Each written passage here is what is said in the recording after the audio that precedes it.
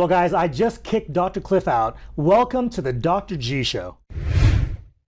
Hey guys, welcome back to the Dr. Cliff Show. I'm Cliff Olson, Doctor of Audiology and founder of Applied Hearing Solutions in Phoenix, Arizona, and I am joined today by a very special guest, my friend and colleague, Dr. Amit Gosalia. Amit, thank you so much for coming out from the LA area. That's right. This is your old stomping grounds, though. You're actually from out here. I am. In fact, grew up in Phoenix and just up the street from here. Not too far. Absolutely. I just met your parents today. Yeah. I met your brother today and his wife today as well. Lovely family. I will say, I feel like when I was over there, I feel like I knew them forever just because I've known you for a while. Yes, we've known each other for a while, that's right. I think we first met at one of the AAA conferences, American Academy of Audiology. I think it was Nashville, which is where we first bumped into each other. We knew each other to some degree just from social media and stuff like that, but we didn't really know each other. Right. And then, a couple of years later, you were actually someone who had inspired me and helped me set up the HearingUp network, which I'm sure we'll touch base on to some degree in this talk. But I think that right off the bat, and you've been on the show a couple of times, one with no audio. That was the best one. Yes. one with audio. That was okay. And the funny thing is that the audience could hear you. They couldn't hear me during that interview. So technically they had your audio. But we couldn't hear a single thing that you were saying. Yeah, and I'm still apologizing for cursing so much in the background. I didn't know that everybody could hear me. That's great. So let's just kind of, for anyone who has not seen those episodes of the Dr. Cliff Show, we actually have you here for a longer segment here today, but kind of give everyone who watches the show an understanding of how you even got into audiology, and let's kind of work our way through to where you are now. Perfect. So we got 2 hours. So let's start with the very beginning. I'm kidding, of course. My whole life, my dad's a retired cardiologist, my brother's a radiologist, of course I'm an audiologist, and it started with more healthcare. That's all I really knew. And so my whole goal was to get into healthcare somehow, some way. Did a lot of volunteering in hospitals and care centers, rehab centers. And when I realized that I really didn't want to go to medical school, it wasn't going to work out, I kind of fell into audiology because I met a dispenser, actually here in Phoenix, and she was a hearing aid dispenser. She only had a high school degree, but she wore lab coat, and so I got intrigued, and she said, I see patients. I'm like a doctor, I see patients. And I thought, that's very interesting. What do I need to do what you do? And she's like, nothing. You work under me, and then you can get a license. And I thought, well, this is cool. So I did that for about 1.5 years, almost 2 years, until finally I said, are there any books on what we're doing? And she had no books, and she didn't know of any books. I didn't even know the term audiology at the time. So luckily I met an audiologist named Jody Cook. I think she might still be in the profession, or retired by now. She actually introduced me to audiology and said, why don't you come take an audiology intro course at Arizona State? Oh, cool. So I went. Day one, I was like, piece of cake, right? I do this every day with my patients.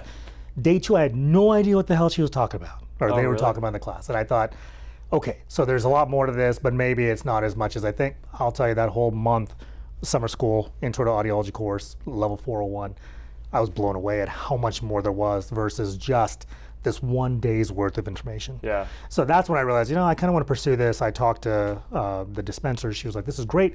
Once you're done, you can come back and then you can be the audiologist here.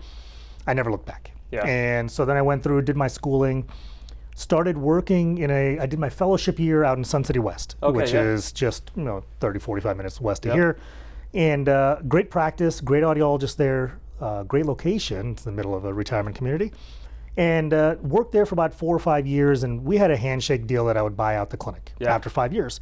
Well, unfortunately, her husband passed away, and it wasn't tenable for her to sell the practice. She had to continue going, and I understood. So I said, I'm going to give you a 1 year notice, and then I got to go and start my own thing. Yeah. At the same time, I became president of our Arizona State Speech and Hearing Association. So then I didn't feel good about working somewhere across the street from somebody I knew. And then this opportunity fell in my lap to move up to the Pacific Northwest, where I eventually bought that practice, and then 2017 sold that practice and moved down to Los Angeles, where I've partnered at West Valley Hearing Center. Yeah, so you grew up in the greater, or the Phoenix area, just Moon Valley area. Correct. To be precise. And it must have been a pretty big jump to go from how things are here, even just climate-wise, and how things are here in Arizona, to go up to, I believe it was the Portland area, is that right? That's correct. So what was that like, actually? And you bought into a practice right away up there? Yeah, so actually it was kind of neat because there was an organization up there that I was working with while we were here, and they're headquartered up there. And so the local practice was working with them at the time. So they kind of helped recruit me, and that's how we found the opportunities. They brought it up. So when I grew up in Arizona, anytime it would rain, we didn't stay indoors. Yeah. We were outside playing in the rain. We loved the green, we loved the blue, and so when we moved up there in the summer, it was green and blue and sunny. Yeah, that's sunny. Not the time you want to get your initial experience. Exactly, right? It's we had if you will, beer goggles, if you will, of the location, because people were outside at the parks and there were events every night, and then the fall came, and then the winter came, and early spring, and it's gray. Yeah. So we kind of got used to that for a couple years, but then it became very obvious after about 5 years that we were starting to get that feeling of what's called seasonal affect disorder. Yeah. So going from a big city, which I grew up in Phoenix, so started with a small city, grew to a big city, to this small little suburb of Portland, across the state line into Washington State. It was a little bit of a change, right? We felt like we were brand new, but it wasn't very long until we knew almost everybody in town. And so that was a nice thing. So socially it was great. Professionally, I joined the clinic. We made a deal, after a couple of years that I would start buying myself in. But after 3 years, I said, I got to buy you guys out now. Yeah. It just got to that point So where... it's pretty clear that you knew that after you got into audiology that you wanted to be a clinic owner. What was the reason behind that? Many reasons. I think number one, my father being a cardiologist had his own private practice from 1980 whatever until he retired in, I can't remember when, 2009, 2010. But during that time frame, I'd go to his office and I kind of knew how he ran his show. But in any healthcare or any business, if you're the employee versus the owner, we know in audiology that in private practice, we have the freedom to do what we think is right. I don't have to follow some bureaucratic process that maybe I don't agree with, right? You and I know, we focus not only on, best practices, but what about just practice standards in general? There are numerous clinics that don't even follow the regular standards. Well, if I can own my own clinic, then I can decide, hey, not only do I want to follow just the, do the bare minimum, I want to be able to achieve this with every single patient. And I can't do that if there's a hospital administrator telling me, what you can and cannot do. We're not going to buy that equipment because it costs, it's not in the budget. Or, the otolaryngologist says, just do the hearing test and give me the results. That wasn't me. I wanted to make sure that I had a lot of control over what we did so we could do it the right way. Yeah, I know when I was in the military, that was kind of the thing that did it for me. Like leadership is great, right? But where you have to do what they say no matter what is the thing that bothered me. And I think I could have been a good employee as an audiologist, but I never felt like I could completely take the reins, or at least I didn't want to put in all the time that was required to earn the leadership position to be able to call all the shots inside of a company. And Absolutely. So it's a lot easier to just go out, even though it's not easy to go out and just do it all on your own. Right. It was a lot easier, it was a lot faster route to do that. And so once you identified that it wasn't going to work out for you here in Phoenix in terms of acquiring that practice, you had this opportunity, I guess, fall in your lap. I don't know if that's the right term because we all work for our opportunities, right? Sure. But you had an opportunity to go up to the Portland area, run that clinic, and you were up there for how long now? Yeah, so we moved up there in 2008. And then we lasted, I'll say we survived until 2017. But I will tell you, so I bought the clinic in 2012. Okay. And we, it grew tremendously. I like to talk about this with audiologists generally, and I'm happy to share this too, that, as a business, when I purchased the business, we were doing a certain amount of revenue, right? We tripled the revenue within like 4 years, and we shrunk our staff down to just 2 of us from 6 of us or 7. So not only did we cut our expenses, we also grew the revenue. And there's the money part of it's great, but it's the patient care. Yeah. And a phrase that I use all the time is if you take care of your patients, the business will come. That's right. Right? And that's a phrase my dad taught me when I was younger, and I've heard it numerous times in various ways. Because we were taking care of patients, we were doing such a good job in the community, and we're ingrained with just giving back to the community, which I don't like to talk about too much about what we're doing, but by doing that, by giving back to the community, people just recognize that, hey, this person's doing good stuff. I want to help support this. Yeah, well, person. people want quality, and people like when you're doing stuff inside of your community. Right? Correct. I think that with the big corporations that are coming inside of hearing healthcare, and I don't want to seem like a Debbie Downer here when I talk about this stuff, but I mean. I think individuals with hearing loss start to recognize that the quality of care is starting to suffer the more corporate that it gets, and having access to a private practice that cares about the quality of the care and doing it for the community is something that they're really looking for. And you'll see this not only in healthcare, but almost any profession, if you will, or any industry that you go into.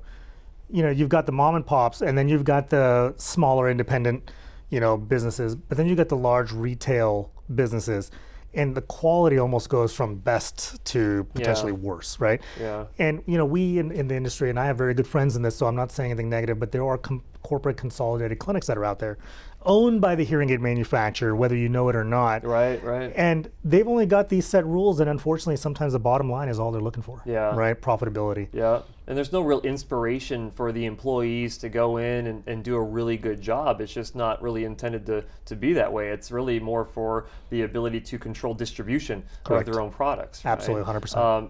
And whether they know, whether an individual with hearing loss recognizes that it's a corporate-owned clinic, you can sense it when you go. Right. Is the thing. Yeah. And it's really not even the fault of the audiologist or the hearing instrument specialist that works there to a large degree, because the structure has been set up for them to not be able to take care of their patients the same way that you would if you were setting up a private practice that's solely focused on quality of care. You know, there's the old adage, you know, high risk, high reward, right? So obviously in private practice, there's a big risk. You know, what if patients don't come in? What if, you know, patients don't like? What if I get a bad review? You go into these clinics, which again, very good audiologists, like you mentioned, and providers there. But here's what you're allowed to do. Can't go outside this little box of what you're supposed to do with every single patient. Yeah. And it's kind of like an unwritten rule of like, listen, you can dispense other brands, but remember who owns this clinic. Correct. Right? And so whether that is explicitly said or whether it's implicitly said, that's something that you would have to fight through as an audiologist from an ethical and moral standpoint as 100%. well. You know? So you had the clinic, you survived, so to speak, in terms of the location and weather, right? Which I will say that when I was in the military, I spent some time up at Puget Sound Naval Shipyard, and it was in the summertime. It was June, July, August that I was there, and I'm like, this is the greatest place ever. It's amazing. If it was this weather all year round, no one would live anywhere else in the United States. You have so much within like 2 hours of wherever you are. You know, being in Portland, for example, again, we were on the other side of the state line, but, you know, an hour and a half to the west was the ocean, which, you know, if you know the Oregon coast, you know, it's beautiful. Yeah, absolutely. You go an hour east, you got Mount Hood, which is skiing and snow. You go an hour north, you got Mount St. Helens, which is kind of cool, you know, just to see the, you know, go walk in those volcanic tubes. And then you go south and you've got, you know, Portland and all the stuff just, you know, that Portland has to offer.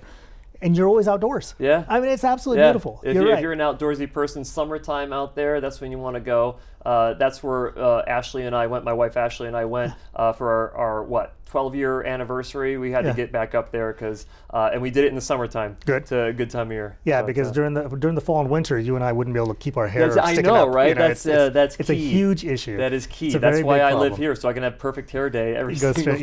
Yes. No, I hear that. So, so the year was 2017 then, that you decided to make a change. Yeah, so we started pitching the idea of selling the location. I was originally looking at hiring 2 audiologists, and my wife and I started talking. We said, you know, what if we sell the practice and move? So started pitching, got a lot of offers, and we took one of the offers and decided, okay, well, where do we want to move to? My wife said, well, I want to move to Southern California. And growing up in Phoenix, we don't really like Southern California much. You know, we just thought it was the worst. And I used to come here all the time, but I didn't really like it. But then when we came down to visit, we were visiting different areas that I'd never been to. Because it's so big. I mean, it's big. Yeah. There are some areas that are just very industrial and very like, you know, the classic, you know, 80s Los Angeles look. And I wanted to avoid that, right? But it being in the valley, a lot of greenery, you know, less traffic everywhere, but less traffic, a lot of good people, a lot of great places to go. And so we visited, talked to about 9 different audiology offices to just buy them out. Yeah. You know, and nobody was really interested in selling completely. So I started pitching, well, what if we partner? But I knew Jane Rosner, Dr. Jane Rosner. I had met her numerous times in the past, and you know, she was part of this organization that I was part of up in the Northwest as well. So we had met a few times, and great lady, really enjoyed spending time with her. And when I met her, and I said, you're getting very old. She's going to watch this. And yes, she was getting very old. No, I'm kidding. She's not. She's younger than I am at heart. And so I said, what's your exit strategy? What if I, buy you out? And she thought about it and said, I still got to work for a little bit longer. So then I went back, talked to a few other people, and then finally came back to her like, what if you just hire me? I mean, I can, be an audiologist. Maybe we can partner together. And we decided to partner together. And we moved the clinic right away, and we started expanding, and we've expanded even further now. But there was that initial conversation that, she's a great doctor with patients. Yep. Patients love her, and we all love her too. She's fantastic that way. But the business side of things, she wants to be more hands-off. Yeah. And I'm kind of a combination of both. I love working with patients. I think my patients like me as well.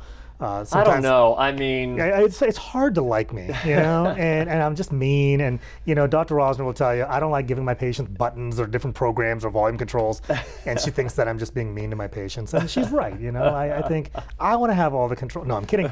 But yeah, so patients like all of us, even our new doctor, Dr. Lizette Montez. Patients love her, right? And they love Jane. And so the good thing is that we have a really good cohesive group. Some of my patients now see Dr. Montez and they like her better. And I'm like, whatever it takes to keep you happy makes me happy. It doesn't hurt your ego because you trained her basically. That is true. So I take all the credit. Anything she does for the rest of her life, I'm going to take credit for. And Jane too, by the way, Dr. Rosner, anything she does from now on, I'm going to take credit for. Of course not. The idea is that, we work as a team. We don't have commissions in our office. We don't even do bonuses, things like that. I mean, annual bonuses, but not based off of performance. Yeah. Right? So that being said, we're very open. If a patient doesn't want to see me, but they want to see Dr. Montez, please, right? I can use that spare time too. And vice versa. We have some patients who only want to see me for whatever reason, and I'm happy to see them. And from a treatment perspective, you guys are probably very similar in terms of the standards that you have inside your clinic, correct, following best practices. So 100%. If they go from you to Dr. Montez or they go to Dr. Rosner, they're going to get a same level of quality of care, no matter who they see. We're the Apple or the Starbucks of audiology clinics, there right? You go. You go to any one of us, any of the baristas, audiologists, and we will serve you the same exact way with the same, with passion and enthusiasm. And so you actually then took over more of like the business operations side of things, yes, right? To grow the clinic, to make sure that everything is standardized and functioning at a really high level. And you've been running that now then since, was it 2017 that you actually started on there? So started July of 17 and really took over most of that in 2019. Okay. Yeah. Yep. And so that's a perfect segue into Oddboss, right? Yeah. Which is you had actually, in fact, I'll prequel that here a little bit. Okay. So you ended up giving me a call maybe a year before, maybe not quite a year, maybe 10 months before Oddboss officially happened, which was, what was that, October of 2019? Correct. Was when Oddboss was? 100%. But you had called me and said, hey, Cliff, I have an idea. And you were working with Dr. April Royan at the time, who also, U of ILL? You got it. I can't support this. But she had started a group on Facebook called Oddboss. Correct. And a group of hearing care professionals that were clinic owners. Correct. So like that was the criteria to be able to be in there, was that you had to own and maybe not run a clinic yourself, but at least own the clinic. Correct. So we had our own community of owners in there, and you had reached out about, so that group had been formed, but you had reached out discussing that I had a channel for a couple of years on YouTube at this point, a couple tens of followers at that point. Maybe 40,000 followers, something along those lines. That's it. 40,000. I was basically complaining to you that like I'm getting people from all over the country, calling us, finding out where to go, and I have no idea where to send people. And you're like, well, why don't you start some kind of like a vetted network where you can feel comfortable sending people? And you offered to let me launch it essentially at the Oddboss conference in Naples, Florida.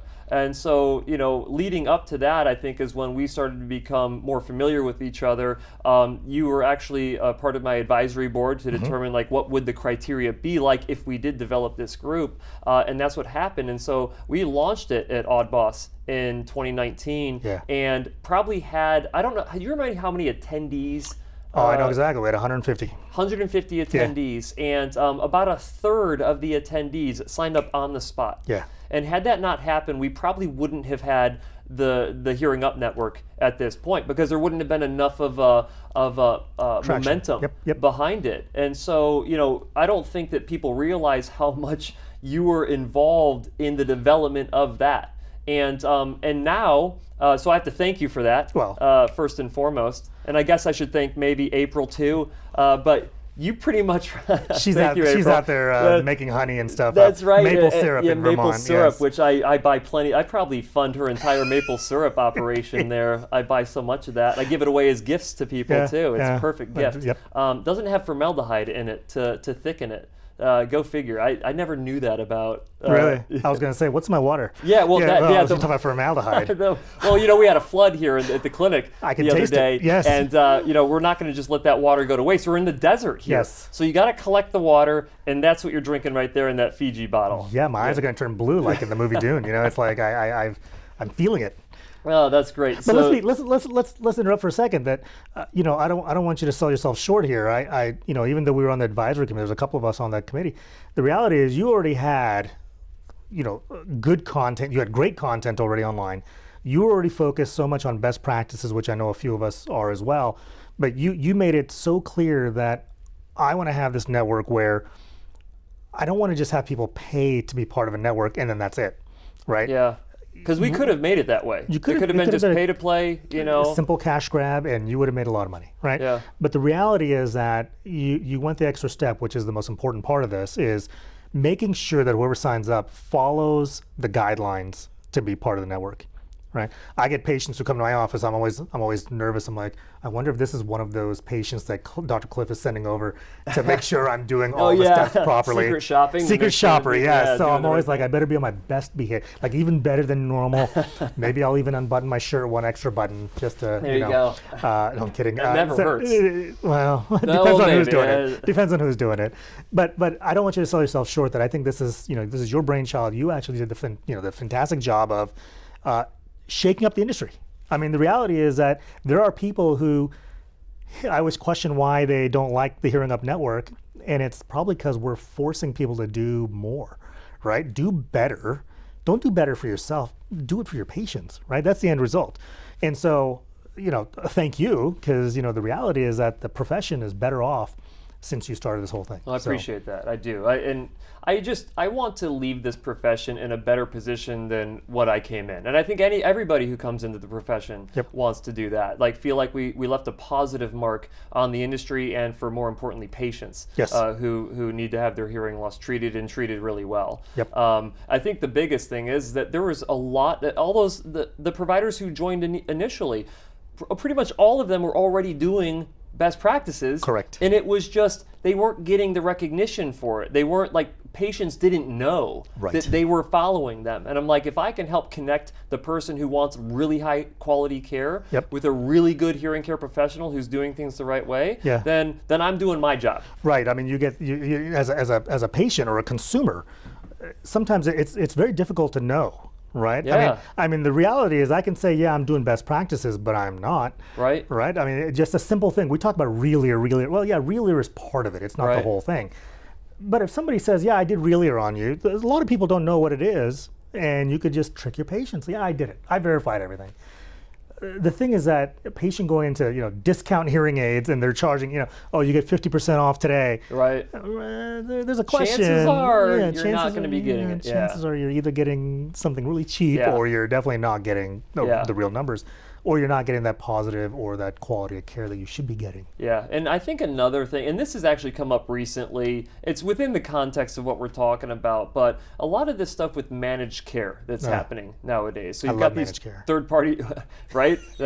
We all love managed care. Let me tell you, it's the greatest thing that has ever happened to individuals with hearing loss and the profession as a whole. Absolutely. For those of you who don't have any context of what we're talking about right now, essentially insurance companies will contract with a third-party organization to handle the hearing aid insurance benefits for the insurance company in order to usually save the insurance company money and essentially control the payout of funds to the professional who's ultimately doing the treatment for patients. And here recently, we just had one of the major hearing aid manufacturers, Oticon, basically say, hey, our newest, latest, and greatest technology, which is the Oticon Intent, check out that review if you haven't seen it already, but that particular hearing aid or any of the newer technologies, they're not going to put into these managed care programs, and I have to believe it's because they realize that it is not in the best interest of the patient to actually do that. And the reason why is that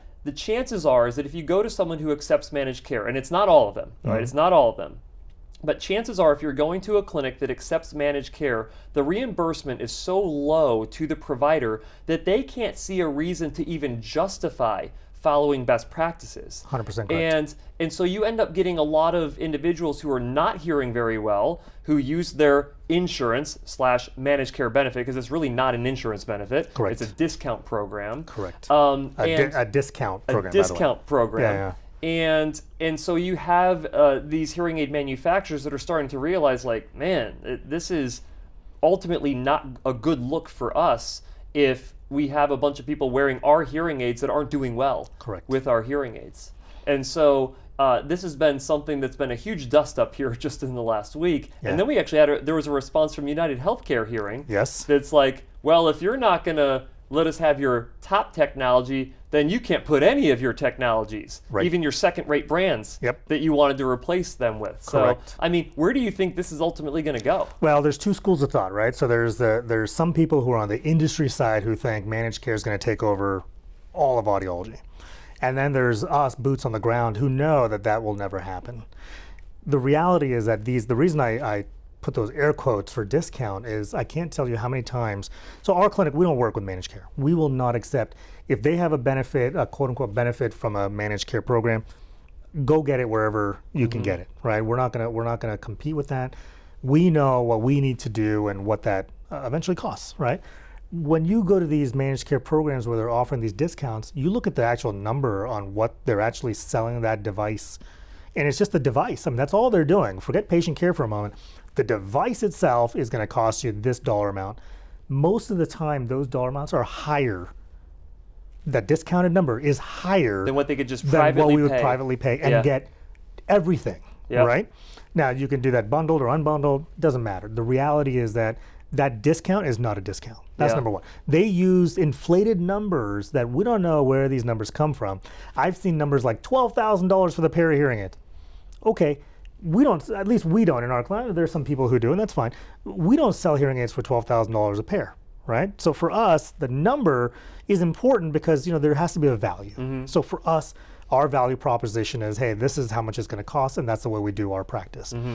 Then you have the fully funded insurance plans where they say, hey, we're going to cover $2,500 towards hearing aids. Well, that gets a little trickier, but who's making all the money in that situation? The patients they think they're getting a deal.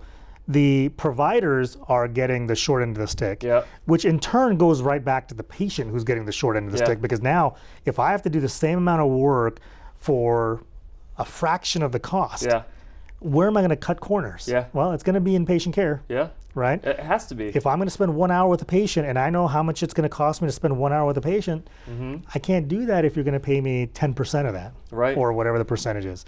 The reality is that I have to somehow squeeze as much as I can, and if I'm going to rush through it, it's never. We know as audiologists, just teaching somebody how to insert a hearing aid in their ear sometimes can take 10 to 15 minutes.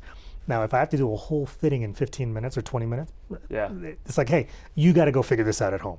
Well, that's not good patient care. Absolutely. You know, so and I think about it, there's a lot of really good audiologists and hearing instrument specialists out there who are like, you know what, I have a choice to make. I can either accept these discount programs and be a part of these managed care, provider networks, or I'm going to have to leave them so I can provide a high level of quality of care, because otherwise you literally would go out of business if you don't sacrifice the quality. Correct. So I initially was signed up for these managed care companies back when I started in 2017. And it was great because I had a ton of time on my schedule because I was just starting up. And it's like, what the hey, I can get a little chunk of money by treating someone, and you know what? I'm going to take them through the full thing. I'm going to give them high quality, best practice care, Yep.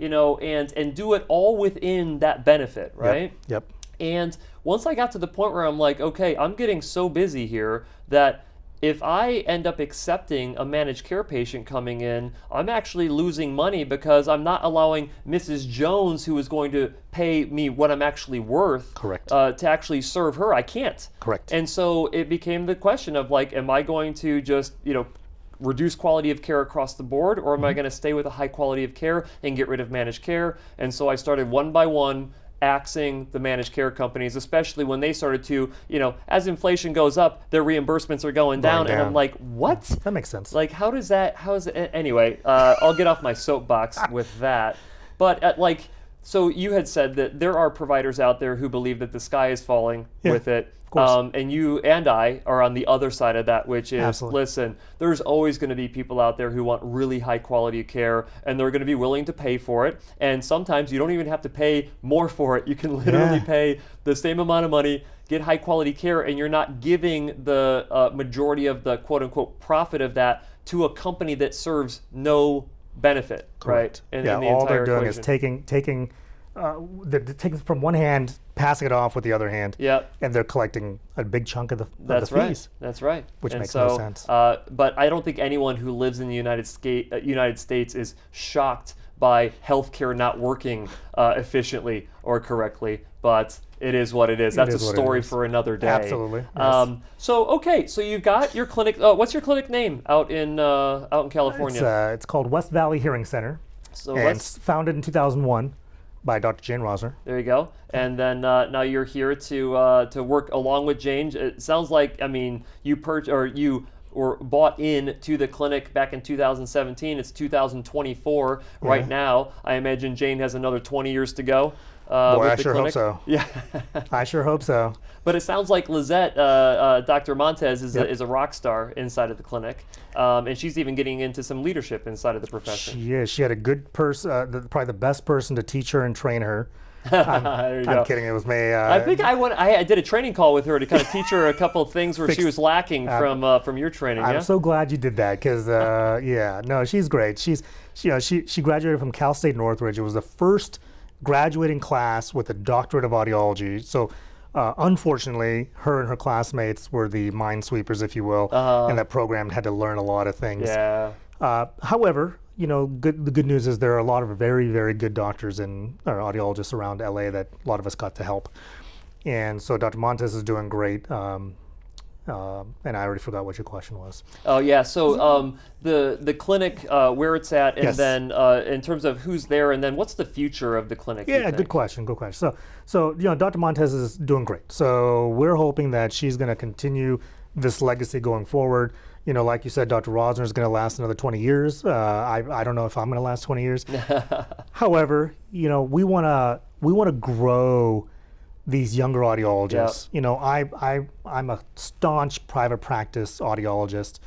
I push students as hard as I can. The ones that I know will survive private practice. I unfortunately years ago learned that lesson where I pushed a student into private practice and it wasn't for her. Yeah. So I'm a little bit more careful now because I feel bad about that. As you can tell, I still remember that. That was from like 15 years ago. So, looking at some of these students who have this aggressive ability to go out to do the best job possible, and they're not confined to a 9 to 5.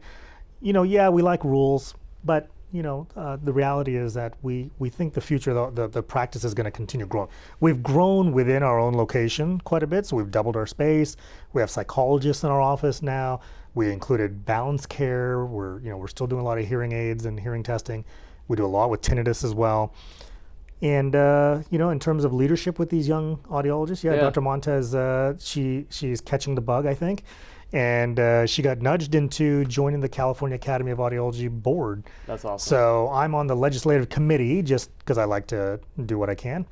And she's on the board, so it's kind of nice to have two of us there. Very cool. And the inspiration that you create, even just on Facebook through the owners groups, I think that shows a lot of leadership inside of private practice, and that's where a lot of us go in there to ask a lot of questions related to running our practices, and we have that camaraderie now that was really lacking inside of our profession. The only time that you would get to meet up with people is going to a conference, and then hopefully you run into some other private practice owners so you can ask, pick their brains on things. But yeah, I think it's a huge responsibility as being a veteran audiologist, making sure that the audiologists who are coming up behind us have good training and good inspiration and good leadership. Yeah, I'm glad you said veteran and not old. Yeah, well, I was going to go that route. But here. I see you've also evolved into joining this beard club. That's right. I said it adds 3 points on your IQ to have a beard, and it's 5 if you have some gray in it. So boy, I'm hoping to crack that 3-digit number soon. That's good stuff. So, Amit, I appreciate you coming out. For every guest who comes out to the show, I have a special gift for them. Oh, boy. And so, here you go. No more dirty clinic water in a Fiji bottle. You get your own Dr. Cliff Show mug there. So, I want to drink out of this right now. Hold on. This thing is fresh from the factory there. Looks like some Phoenix dirt in here. That's good. It's all good. Well, cheers to us and the profession. Absolutely. And really appreciate you having me on. All right, thank you so much, man. Awesome. I may not even go back to LA. There you go. All right, guys, I hope you enjoyed this episode of the Dr. Cliff Show. If you did, make sure that you hit that like button. And if you are not yet subscribed to the channel with notifications turned on, go ahead and do that as well. And we will see you next time.